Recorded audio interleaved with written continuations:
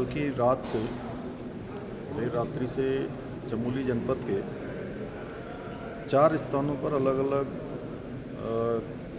कुंत्रा लगा फाली में, कुंत्रा लगा सरपाणी में और शेरा और धुरमा में ये लगभग 33 मकान बादल फटने से और वहाँ भारी मात्रा में मलबा आने से पूरी तरह से क्षतिग्रस्त हो गए हैं। और काफ़ी सारा वहाँ दुकानों को, गौशालाओं को और लगभग 20 लोग घायल हुए हैं और लगभग 14 लोग अभी लापता हैं और 200 से भी ज़्यादा लोग कल की जो रात की आपदा चमोली जनपद में आई है उससे प्रभावित हुए हैं। वहाँ पर सभी बचाव करने वाले दल पहुँच गए हैं। डीएम एसएसपी प्रातःकाल ही वहाँ के लिए चल दिए थे और भी अन्य जो लोग घायल हैं उनको कुछ लोगों को वहाँ पर अस्पतालों में पहुँचाया गया है और जो गंभीर रूप से घायल हैं उनके लिए क्योंकि मौसम का इंतज़ार कर रहे थे और अभी एक विंडो मिल गई है तो उनको तत्काल वहाँ से एम्स शिफ्ट किया जा रहा है। एक बच्चा भी है जिसके सर में चोट लगी हुई है और अभी भी कुछ लोग वहाँ पर जो घरों में ही फंसे हुए हैं उनको निकाले जाने की कार्रवाई की जा रही है। एनडीआरएफ, एसडीआरएफ, आईटीबीपी और पुलिस के लोग पर्याप्त संख्या में वहाँ पहुँच गए हैं और भी जो लगातार हम लोग अभी यहाँ से डीएम से एसपी से लगातार यहाँ से संपर्क में हैं। वहाँ के स्थानीय लोगों से, वहाँ के विधायक जी भी, गोपाल राम टमटा जी भी प्रातःकाल से इस बचाव कार्य में लगे हुए हैं, अन्य लोग भी लगे हुए हैं। हमारा पूरा प्रयास है कि सभी को सुरक्षित स्थानों पर पहुँचाया जाए और जो देहरादून के आसपास आपदा आई थी जिसके कारण से सड़क मार्ग, बिजली, पानी, तमाम प्रकार के जो मार्ग जो है अवरुद्ध हुए थे उन सभी को रिस्टोर किया जा रहा है। काफ़ी सारा रिस्टोर अभी तक हो चुका है। जो लोग शिविरों में हैं उनको भी हर प्रकार से देखभाल की जा रही है। हमारा प्रयास है कि जल्दी से जल्दी हम जो है इन स्थितियों को सामान्य करें। सर, सितंबर लगभग आधा निकल चुका, अभी भी सितंबर को लेकर अनुमान है कि बारिश और जगहों पर होगी, तो जिलों को आपने सभी डीएम्स को अलर्ट करने रहने को कहा गया? सभी पूरे सितंबर माह में पूरे समय अभी तक जब तक हमारा मानसून पूरी तरह से थम नहीं जाता है तब तक सभी जिलों को, सभी आपदा प्रबंधन के लोगों को और एनडीआरएफ, एसडीआरएफ जितने भी एजेंसियां हमारी काम करती हैं सभी को अलर्ट मोड में रखा गया है। मौसम विभाग से भी लगातार हम लोग संपर्क कर रहे हैं और मौसम विभाग की जिस प्रकार का अनुमान है उसके अनुसार सभी को अलर्ट मोडों में रहने के लिए और नदी, नाले, ऐसे स्थानों पर जो उसके किनारे रहने वाले लोग हैं उन सभी को सुरक्षित स्थानों पर पहले से ही जो है ले जाने के लिए कहा जा चुका है। क्योंकि सर यात्रा अभी माना जाता है कि 15 सितंबर का मौसम ठीक होगा, यात्रा अपने रिदम में आएगी, तो आपकी यात्रियों से अपील बतौर मुख्यमंत्री? देखिए, यात्रा अभी हमारी बद्रीनाथ जी की, केदारनाथ जी की, गंगोत्री की और यमुनोत्री की सभी जगह अभी सुचारू रूप से यात्रा चल रही है। लेकिन फिर भी हमारा यात्रियों से कहना है कि अभी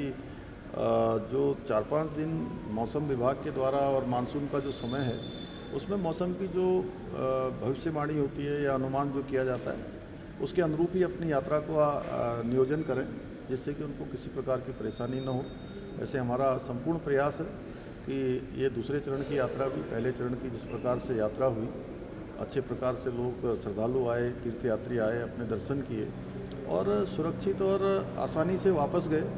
हमारा प्रयास है हर एक यात्री जो भी आएगा उसकी सुरक्षा हमारे लिए सर्वोच्च प्राथमिकता है। सर, जिस तरीके से आपदा आई है आप निर्देश भी दे रहे हैं लेकिन कई जिलों में ये देखने को मिल रहा है कि अधिकारी रिस्पॉन्ड नहीं कर रहे हैं। बहुत दिक्कत आ रही है। पिथौरागढ़ में भी इस तरह की शिकायत आई, देहरादून में भी आई है। अधिकारियों के क्या निर्देश? नहीं, सभी अधिकारी हमारे काम कर रहे हैं और सभी को कहा गया है कि सभी के साथ समन्वय मिलाकर हमारे जनप्रतिनिधियों के साथ, अन्य लोगों के साथ, जो भी आपदा के क्षेत्र में काम करने वाले लोग हैं, आपदा में सहायता करने वाले हैं, सभी का समन्वय बनाकर काम करेंगे। और आपदा कोई एक किसी का विषय नहीं है,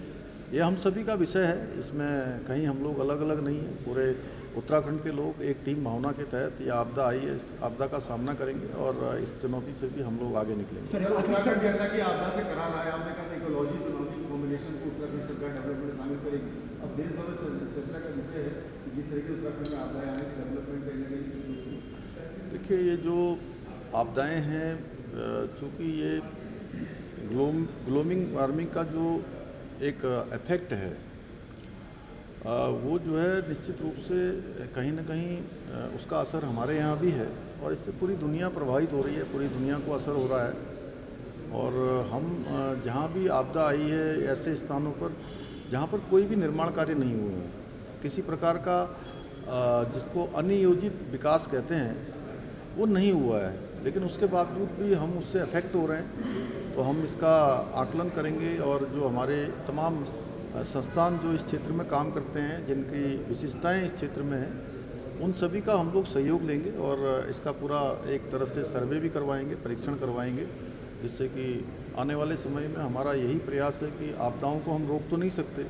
लेकिन अगर कोई पहले से हमको इसकी जानकारी हो या प्रिडिक्टिव कोई हमारे पास सूचना आ जाए तो हम इनके आपदाओं के असर को कम कर सकते हैं। सर एक आखिरी सवाल कि हेलीकॉप्टर हादसे हुए थे, 15 जून को लास्ट हादसा हुआ, अब कल से हेलीकॉप्टर केदारनाथ वैली में उड़ने शुरू हुए, तो आपने क्योंकि तब ये कहा था कि सुरक्षा यात्रियों की सबसे प्रायोरिटी रहेगी, तो हेली कंपनीज को लेकर आपका ओवरऑल इस पर आपकी दोबारा ये हेलीकॉप्टर्स को लेकर? देखिए, सुरक्षा के मानकों का बहुत कड़ाई से इस बार पालन किया जाएगा और मैंने इस संबंध में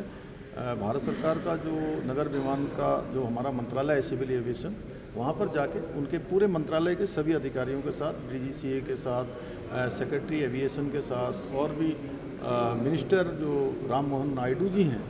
उनके साथ बहुत विस्तृत रूप से इसमें वार्ता की है और उसकी एक एसओपी भी बनाई गई है। सब लोग विपाडा, डीजीसीए सब मिलकर उसका संचालन करेंगे और 2 हमारे एटीसी भी जो है यहाँ पर स्थापित किए गए हैं, एक देहरादून में सहजधारा में और एक सिरसी में। वो सब हमने यात्रियों की सुरक्षा को ध्यान में रखकर ही उसको किया है और हमारे लिए आज भी यात्रियों की सुरक्षा सर्वोच्च प्राथमिकता है और जो भी संचालन होगा उनकी सुरक्षा को ध्यान में रखकर। Thank you.